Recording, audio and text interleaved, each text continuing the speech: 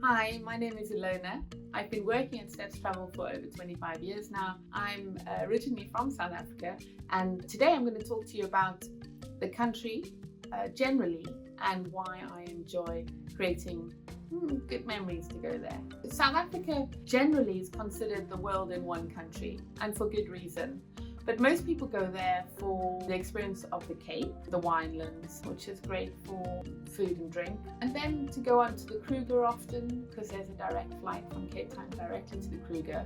And it's easy then to add top-notch safari, where you can see the large, big and hairy as I call them, elephant, rhino, buffalo, lion, and leopard. Knowing it very well, I like to add some quirky differences. So for instance, you can travel to an area north of Johannesburg called the Limpopo province, and there you get quite a few good game reserves that are malaria free, with some fascinatingly quirky lodges. Similarly, if you are traveling in the Cape and you don't want to travel any further than the Cape, then there is quite a good selection of malaria-free safari destinations in the Cape as well. The KwaZulu-Natal area, which is the home of the Zulus, offers a great cultural insight. It also has a reserve where you can really see cheetah up close and is very well known for that. And of course, you've got this amazing coastline. And if you're not watching humpback whales in the season, you can do a safari and see rhino in the morning, and in the afternoon you can go looking for turtles as they come up to nest. If you're a tourist and you go to the same places that everyone else does, you don't always see the real country, you don't meet the real people.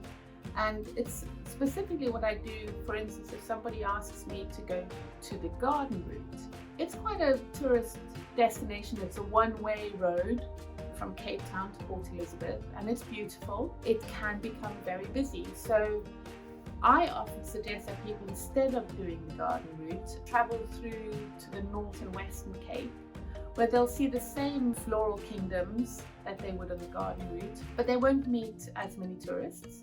They'll go beyond the winelands where the day tripper from Cape Town goes and start to meet the real South Africans, I want to call it, who make wine because they love it, who create food because they love it.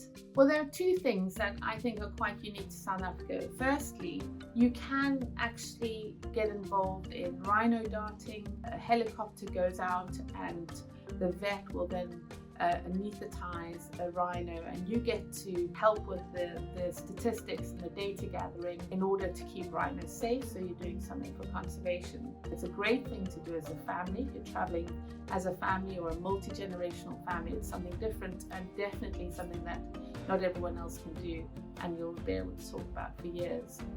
The other thing that's quite fun to do is to visit some of the endangered wildlife areas. There are one or two lodges that have some projects in which they go out and track endangered animals like the pangolin. And similarly in Limpopo province, there's a lodge that has a Pangolarium where you can get closer to those animals and learn a bit more about the conservation. South Africa combines brilliantly with everywhere. Firstly, you can fly directly into Johannesburg and Cape Town from London. So if you're wanting it to be a combination holiday, it's very easy to do that. You can fly into Cape Town, enjoy the Cape and the winelands, and then combine it with safari in Botswana, for instance, because there's a direct flight from Cape Town to Maun. There's also a direct flight from Cape Town to Victoria Falls, so if you want to combine the two. Similarly, if you go to South Africa for your safari, which is excellent for first timers, then the combination that makes a lot of sense is to combine it with a beach stay in Mozambique, which you can do directly. You don't have to fly via Johannesburg to do that. And a very popular honeymoon combination is to fly to South Africa, do your safari, and then go on to somewhere like Mauritius. Again, you can fly directly home from Mauritius to London, so you don't have to backtrack, and it's great. There are also a few places like St. Helena that you can go to from Cape Town, so that's a very different experience, and definitely for those people who are looking to tick boxes on places that no one else has ever been.